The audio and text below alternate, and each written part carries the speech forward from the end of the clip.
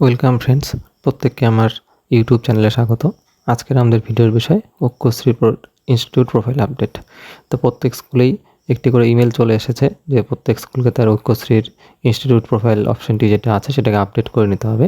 এর জন্য প্রত্যেক স্কুলকে একটি করে ডিফল্ট পাসওয়ার্ডও দিয়ে দেওয়া হয়েছে। সেই ডিফল্ট পাসওয়ার্ডটা আপনারা আপনাদের হাতের কাছে রাখবেন। কীভাবে কখন ইউজ করতে হবে সেটা আমি এখনই ভিডিওর মাধ্যমে দেখিয়ে দিচ্ছি। তো প্রথমে আপনারা গুগলে গিয়ে সার্চ করবেন www.wbmdfcholaranaship.in।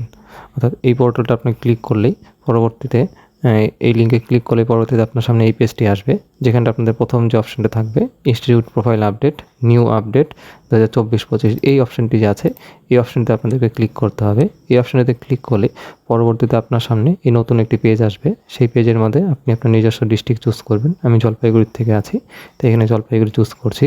ডিস্ট্রিক্ট চুজ করা হয়ে গেলেই তার পরবর্তীতে আপনার কাছে এই স্ক্রিনটি আসবে, যেখানটা প্রথমে আপনি আপনার স্কুলের যে ডাইস কোডটা আছে সেটা দিয়ে দিবেন।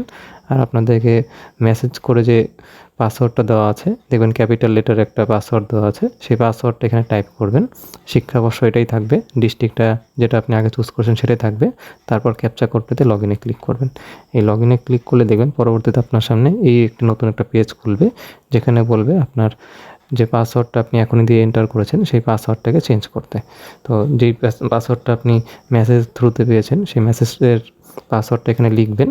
আর তার নিচের ঘরটাতে আপনি আপনার স্কুলের জন্য যে নতুন পাসওয়ার্ড সেট করতে চান সেই নতুন পাসওয়ার্ডটা লিখবেন, এবং নিচে কনফার্ম পাসওয়ার্ডে ওই পাসওয়ার্ডটা আরেকবার লিখে নিয়ে আপনাকে এই সাবমিট এই অপশানটিতে ক্লিক করতে হবে।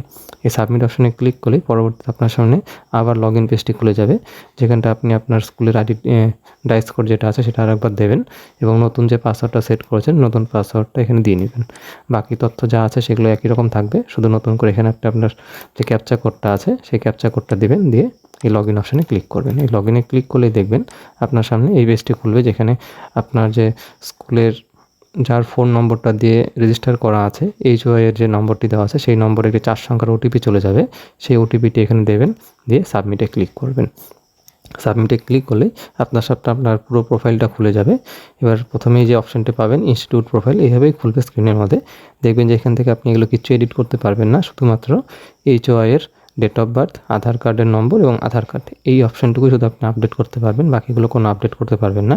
যদি চেঞ্জ করার প্রয়োজন মনে হয় আপনি এইগুলোকে চেঞ্জ করতে পারেন, না হলে পরে দেখবেন পেজটির নিচের দিকে আপনার যে নোডাল টিচার আছে তার তথ্য দিতে বলছে। যদি আপনার HOI এবং নোডাল একই হয় তাহলে এটাকে আপনার টিক মার্ক করে দেবেন, আর যদি আপনার নোডাল এবং HOI আলাদা হয় তাহলে এটাকে আনচেক রেখে নিয়ে নোডালের সমস্ত তথ্য এখানে ঠিকঠাক করে ভরে দেবেন। এবং তারপর নিচে যে অপশানটি সবচেয়ে ভাইটাল সেটা হলো আপনার যে নতুন শিক্ষাবর্ষে কতগুলো স্টুডেন্ট আপনার টোটাল স্কুলে আছে সেই টোটাল নাম্বার অফ স্টুডেন্টটাকে এখানে দেবেন, এবং আপনার কতগুলো স্টুডেন্টের মধ্যে মাইনরিটি স্টুডেন্ট কতগুলো আছে সেই নাম্বারটা এখানে দেবেন। দিয়ে নিয়ে বাদবাকি অপশানগুলো যদি আপনার ইয়েস মনে হয় ইয়েস, বা নো মনে হলে নো, এগুলো তথ্য লিখে নিয়ে আপনি নিচে যে চলে আসবেন। সে নিচে আসলে দেখবেন যে আপনার স্কুলে কোন কোন ক্লাসগুলো আছে সেই ক্লাসগুলো এখানে শো হবে, এবং তার সাথে সাথে সেই স্টুডেন্টগুলোর ভর্তির জন্য আপনি টিউশন ফি কত করে নিচ্ছেন, অ্যাডমিশন ফি কত করে নিচ্ছেন সেই নম্বরগুলো এখানে বসাতে হবে। যদি হাই স্কুল হয়ে থাকে তাহলে ক্লাস 5 থেকে শো হবে এই নাম্বারসগুলো, এখানে 5, 6, 7, 8 করে থাকবে, এবং অ্যাডমিশন ফিসের ঘরে 240 সামথিং লেখা থাকবে। যদি আপনার মনে হয় তার থেকে কম বা সেই বেশি সেই নাম্বারটা এখানে লিখবেন, লিখে নিয়ে এই সাবমিট অপশানে ক্লিক করবেন। এই সাবমিটে ক্লিক করলে দেখবেন আপনার সামনে পরবর্তীতে আরেকটি পেজ খুলবে, যেখানটা আপনার কাছে একটা ওটিপি নেওয়া হবে। সেটা আবার আপনার যে রেজিস্ট্রেশন করার আগের নাম্বারটি আছে সেই নাম্বারে একটা ওটিপি চলে যাবে। সেই ওটিপি দিয়ে আপনি যদি সাবমিট করেন তাহলে আপনার ইনস্টিটিউটের প্রোফাইলটি পুরোপুরি আপডেট শেষ হয়ে যাবে। ভিডিওটি শেষ পর্যন্ত দেখার জন্য অসংখ্য ধন্যবাদ।